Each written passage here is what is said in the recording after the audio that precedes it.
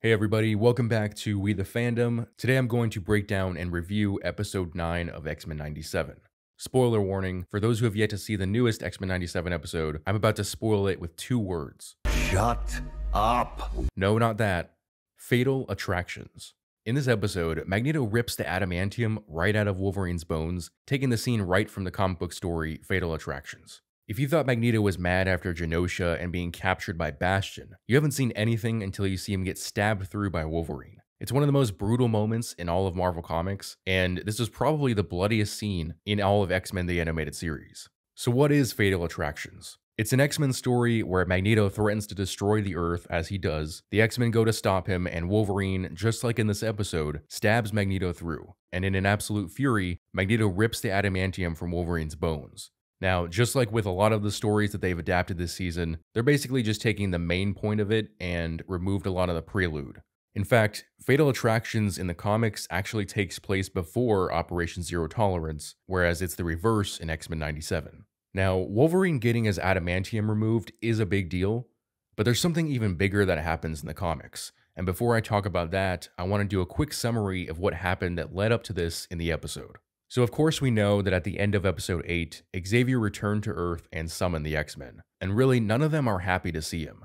Everyone is still mourning the loss of the mutants of Genosha and going up against Bastion and the destruction of the X-Mansion. And of course everyone is mad at Xavier for leaving Magneto the keys to the kingdom. All Xavier can really do is apologize, not just for Magneto, but for how he's led the X-Men in the past, and even stating his regret in recruiting Scott Summers, because Scott has become a person who's so focused on fighting for mutant rights that he hasn't taken the opportunity to live a life for himself, to actually enjoy the freedom that he's trying to win for others.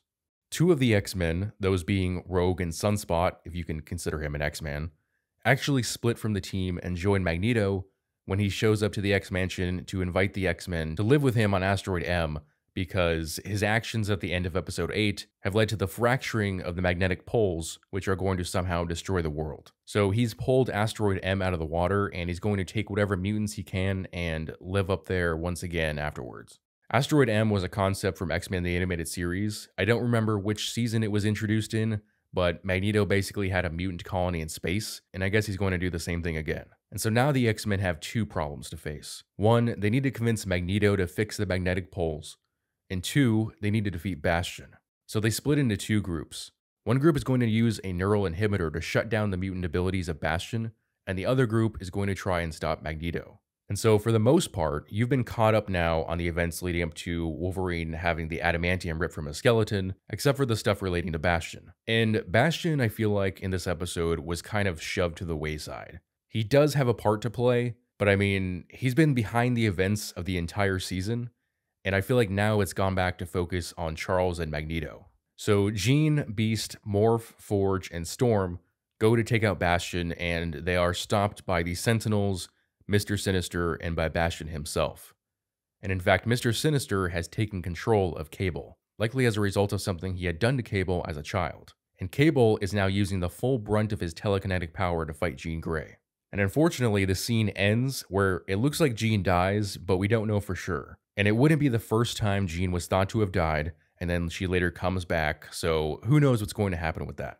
But on Asteroid M, the X-Men are taken out by Magneto fairly quickly, and Magneto is about to crush Charles Xavier's head with his own helmet until Wolverine stabs Magneto through with his adamantium claws. And you already know the rest. So back to what happened in the aftermath of Fatal Attractions in the comics and why I'm even bringing it up.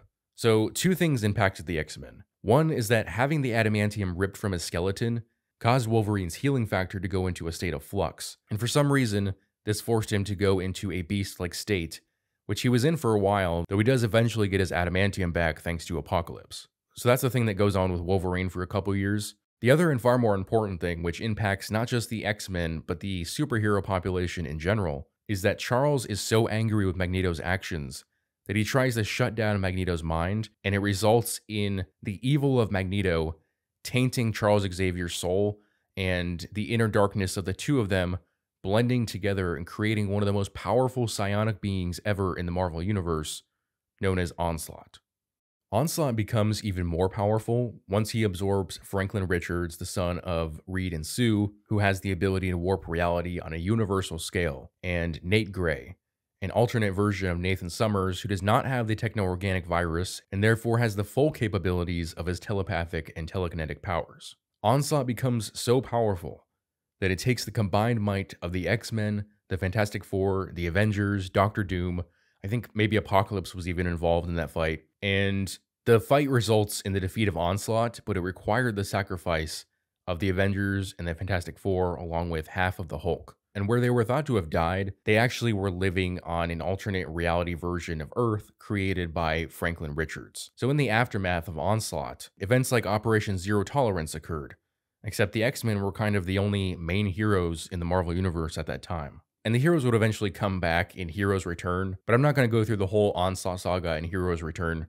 The point is that Onslaught is ridiculously powerful. It was a huge result of Fatal Attractions, and it's also one of the main reasons for Operation Zero Tolerance. Because in the comics, Operation Zero Tolerance didn't just come out of nowhere. It's not just another version of Project Wide Awake. It was one of the big events that led to the international community coming together and saying, okay, we need to do something about the mutants.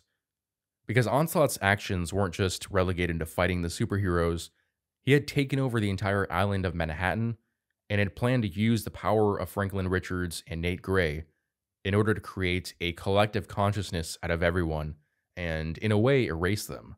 I could definitely be wrong, but I don't think we're going to see the Onslaught saga.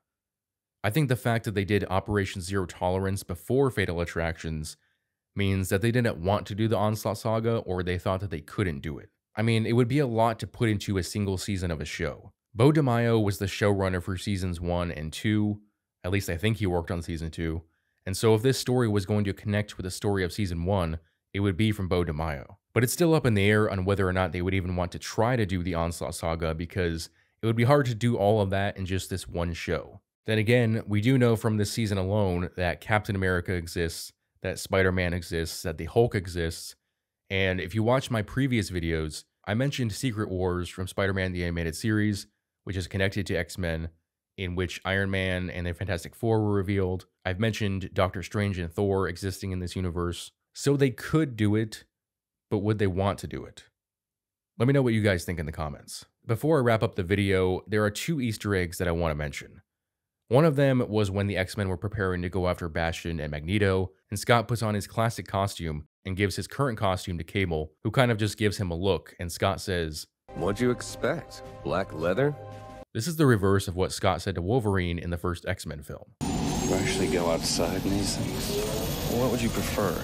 Yellow spandex? Which is obviously referencing Wolverine's costume from the comics.